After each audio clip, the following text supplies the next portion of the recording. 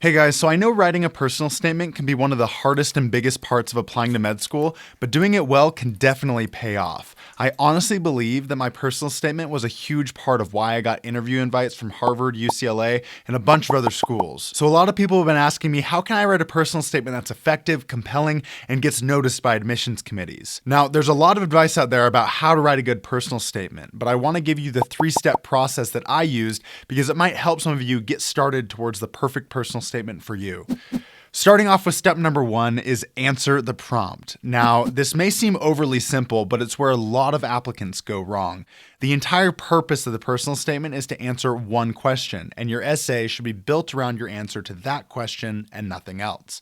The reader should put down your paper and be able to easily explain what your answer was. So start by writing out your authentic personal answer in just a few sentences, and we'll call this the thesis of your personal statement. The question for the med school personal statement is, why do you want to be a doctor? So you might choose to say something like, through several life experiences, I've become passionate about serving vulnerable populations. I hope to become a physician because it will allow me to do this in a deeply meaningful way through interpersonal interactions, clinical research, and community engagement. This thesis doesn't have to make it into your personal statement word for word, but it's helpful because it gives you a framework that can guide you as you go. Now, your own thesis will probably look a lot different from that, but we'll use this to guide us as we look at the next steps. Step number 2 is to talk about the experiences you've had that have most meaningfully impacted you in the context of your thesis statement. How did you arrive at the conclusion of your thesis, and what led to that? In this example, you would need to explain, first, the experiences that led to your passion for serving vulnerable populations. Second, a continued commitment to this kind of service with personal experience directly caring for others in a vulnerable state. Third, how you came to understand that doctors are able to care for people in a similar way. Fourth, why that and medicine in general became meaningful to you. Fifth, how your experiences with physicians treating patients led to you understanding and valuing their impact interpersonally, academically, and in the community. And last, your conclusion based on your thesis that becoming a physician is right for you. These 6 points form a pretty decent rough outline of what your personal statement might actually look like if that was the answer to your question. So all you do here is take your thesis, whatever that may be, and create an outline that addresses each aspect of it. Step number 3 is to tell your story. After you know what points you need to address to fully give your thesis context, you can start writing out your narrative explaining the journey you've been on that's led you to medicine. I recommend first writing down every experience that you've had that reasonably fits into the story of why you want to be a doctor, and then determine how well each one of those experiences addresses an aspect of your thesis. In the end, you'll only choose a few anecdotes to include, so it's important to only use the experiences that you feel are actually super relevant to the points you're trying to establish. So I want to give you 2 examples of stories that I used in my personal statement to establish my thesis. First is a story I use at the beginning that serves 3 purposes. It grabs attention, it gives an example of me feeling helpless and vulnerable, and then it explains how I got to a place of empathy and wanting to help others. So here it is. Oxygen is 76% and dropping. We need to take him right now, they said as they pulled him off his mom's chest. I had heard similarly urgent words spoken many times by doctors to patients in the emergency room, but this was the labor and delivery room, and my son.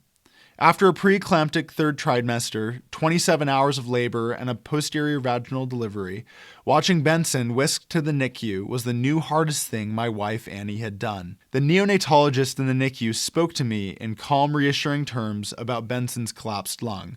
I knew what a pneumothorax was. I knew how to spell it. I knew how to code for it. I even happened to know how to discuss it with the neonatologist in his native French. I just didn't know how to erase it from my newborn son's body or from my frantic wife's consciousness. I always loved when my parents came home with a new sibling, which happened frequently in a family of 8 children. I delighted in taking pictures with powdery-smelling bundles of pink or once blue. But now I realize that what was such an exhilarating experience for me and my siblings was an extremely painful struggle for my mother.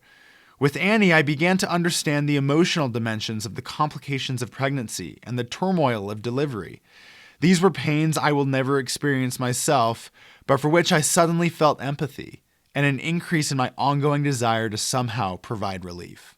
So overall, I shared this as a difficult personal experience that resulted in me realizing that others often experience pain I can only imagine. I can then transition to talking about how this empathy pushed me to action and led me to experiences where I was able to make an impact in research, legislation, and patient advocacy. So the second example I'm going to share comes from after talking about those experiences, when I need to transition from the broader domain of science and activism to my more specific desire to actually becoming a physician. So this is what I say to make that transition right after talking about working on a crisis line.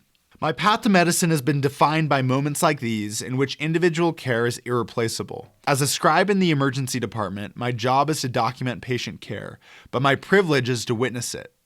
One night, a couple was informed that their 5th attempt at pregnancy had failed, while a recovering heroin addict sorrowfully explained a relapse after months of sobriety. On another occasion, a retired war veteran wept as he explained the effect of the COVID-19 pandemic on his severe PTSD, while a woman in need of a dilation and curettage dealt with the emotional and physical trauma of a self-induced abortion. Witnessing pain and challenges like these in the lives of those who are often ill-equipped to handle them certainly makes me grateful for the essential researchers, policymakers, and activists who work to reduce inequities. But in these patients' quiet, anguish moments, no scholarship, policy, or initiative can substitute for the personal care of a physician trained to resolve pain as well as understand it. So I gave these examples of really difficult situations because it highlighted the really unique role of a healthcare provider in dealing with the personal and emotional issues of patients while also maintaining clinical knowledge and skills to handle the medical and procedural issues at the same time. This story is what allowed me to dive deeper into my interest in medicine, which I explained through my own clinical experiences. I can then move to my conclusion where I tie everything together and I reiterate my thesis. So those are 2 examples of how you can use storytelling to make the points from step 2 that ultimately drive home your thesis, which is your answer to why you want to be a doctor. If you have any questions about writing a personal statement, leave them in the comments down below. And if you found this video helpful, give it a like so other people can find it too. We'll see you in the next one.